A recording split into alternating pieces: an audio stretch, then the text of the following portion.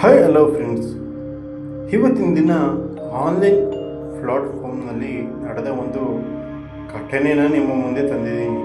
ಬನ್ನಿ ತಡ ಮಾಡದೆ ವಿಡಿಯೋವನ್ನು ಶುರು ಮಾಡೋಣ. ಆದರ್ಶ್, ಆಕಾಶ್, ವಿಶಾಲ್ ಮತ್ತು ಟೋನಿ 4 ಜನ ಫ್ರೆಂಡ್ಸ್ ಅವರು ರೂಮ್ನಲ್ಲಿ ಕೂತಿದ್ದರು. ಇವತ್ತು ಆದರ್ಶನ ಮನೆಯವರು ಮನೆಯಲ್ಲಿ ಇರಲಿಲ್ಲ. ಅವರು ಬರೋದು ಮಾರನೇ ದಿನ ಬರ್ತಾರೆಂದು ಹೇಳಿದರು. ಅದಕ್ಕೆ ಮನೆಯಲ್ಲಿ 4 ಜನ ಮಾತ್ರ ಇದ್ದರು. ನಡೀರಿ, ಇವತ್ತು ಒಮೆಗಲ್ನಲ್ಲಿ ಪರಿಚಯ ಇಲ್ಲದಿರೋ ಹುಡುಗಿರನ್ನ ಮಾತಾಡ್ಸೋದ ಅಂತಾರೆ.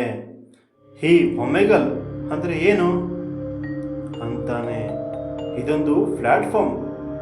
ಪರಿಚಯ ಇಲ್ಲದಿರೋ ವ್ಯಕ್ತಿಗಳ ಜೊತೆ ಮಾತನಾಡ್ಬೋದು.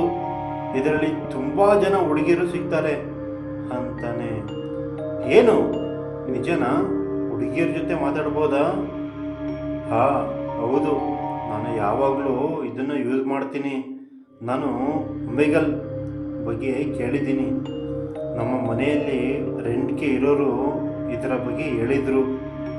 ಅವರು ಸೋಷಿಯಲ್ ಮೀಡಿಯಾದಲ್ಲಿ ಮತ್ತು ಡೇಟಿಂಗ್ ಆ್ಯಪಿಂದ ದೂರ ಇರು ಅಂತ ಹೇಳಿದರು. ಯಾಕಂದರೆ ನಮ್ಮಂಥ ಹುಡುಗರು ಇಲ್ಲಿ ಟೈಮ್ ಪಾಸ್ ಮಾಡೋಕ್ಕೆ ಬರ್ತಾರೆ. ಆಗ ಆ ಅಣ್ಣ ಒಮೆಗಲ್ ಬಗ್ಗೆ ಹೇಳಿದರು. ಅವ್ರ ಫ್ರೆಂಡ್ ಒಮೆಗಲ್ನಲ್ಲಿ ಮಾಯ ಆದಿರುತ್ತೆ. ಏನು ಒಮೆಗಲ್ನಲ್ಲಿ ಮಾಯ ಆಗಿಬಿಟ್ರಾ? ಅವ್ರ ಫ್ರೆಂಡ್ ಶ್ರೀಮಂತ. ಅವನು ಯಾವಾಗಲೂ ಕಂಪ್ಯೂಟರ್ನ ಅಂದ್ಕೊಂಡಿರ್ತಿದ್ದ.